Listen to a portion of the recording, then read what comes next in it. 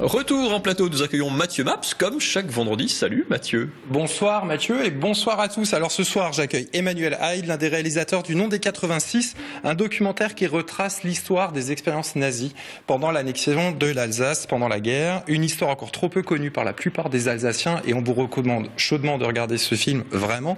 Mais avant de parler avec vous Emmanuel, je vous propose un petit voyage dans le temps avec l'archiviste. Ce soir, c'est le travail des lavandières qui l'intéresse.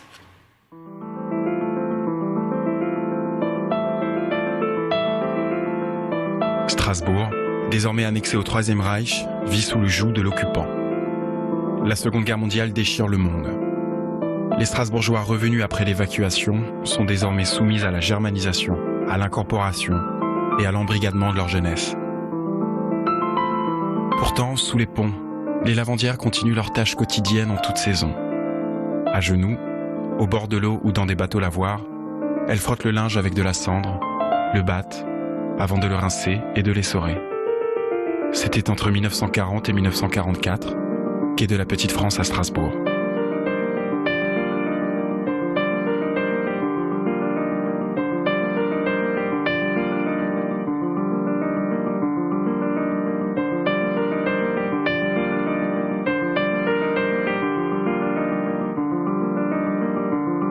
Présentez-nous votre invité, Mathieu Emmanuel Haid, qui est avec nous ce soir. Alors bonsoir Emmanuel. Bonsoir. Vous avez réalisé conjointement avec Raphaël Toledano Le Nom des 86. Ça a été produit par Daniel Koch et Dora Film. Alors c'est un film complet et remarquablement documenté sur la collection entre guillemets, anatomique d'un professeur de l'Institut d'anatomie de Strasbourg durant l'annexion, le docteur Auguste Hirt, nazi lui-même, et collectionneur de spécimens judéo-bolcheviques. Alors je parle beaucoup avec des guillemets, y compris ce qui suit, puisque c'est, je cite Auguste Hirt, qui disait « Il voulait créer une collection, garder trace de la race judéo-bolchevique qui incarne une sous-humanité repoussante, mais caractéristique. » Je vous propose tout de suite de regarder la bande-annonce du film et on en reparle juste après. En marge des commémorations de l'armistice du 8 mai 1945, Alsace 20 vous propose une soirée documentaire exceptionnelle. Le Nom des 86, réalisé par Emmanuel Haid et Raphaël Toledano.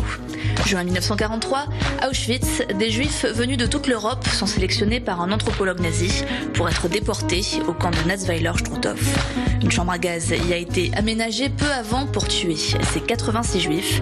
Derrière ce crime se cache le directeur de l'Institut d'anatomie de Strasbourg, Auguste Hirt, qui souhaite constituer une collection de squelettes juifs. Alors, tout d'abord, Emmanuel, comme je l'ai dit, cette histoire est peu connue du public alsacien, et vous en avez eu connaissance comment ? Alors en fait l'histoire a commencé il y a déjà très longtemps, déjà au fin des années 90, je me suis intéressé à ce sujet suite en fait à la projection d'un film de Pasolini. C'était Porcherie avec Jean-Pierre Léaud. Et dans ce film, il y avait un personnage qui s'appelait Auguste Hirt, qu'il annonce comme étant le médecin nazi strasbourgeois qui se serait enrichi avec des dents en or qu'il aurait soutiré à ses victimes juives. Et à la sortie de ce film, je me dis c'est quoi cette histoire ? Je n'ai jamais entendu parler de cette histoire. C'est une équilibration. Donc j'ai commencé à faire mes recherches de mon côté, à savoir s'il y avait un fondement historique. À l'époque, il n'y avait pas Internet, donc on allait dans les bibliothèques municipales, bibliothèques nationales, je ne trouvais rien. Dans l'histoire de l'hôpital civil de Strasbourg, entre 39 et 45, il y avait juste marqué Deuxième Guerre mondiale et il n'y avait aucune documentation. Donc il fallait aller un peu plus loin, c'était jusqu'au Struthof, jusqu'au camp de concentration qui se trouve en Alsace, en France, le seul camp de concentration en France.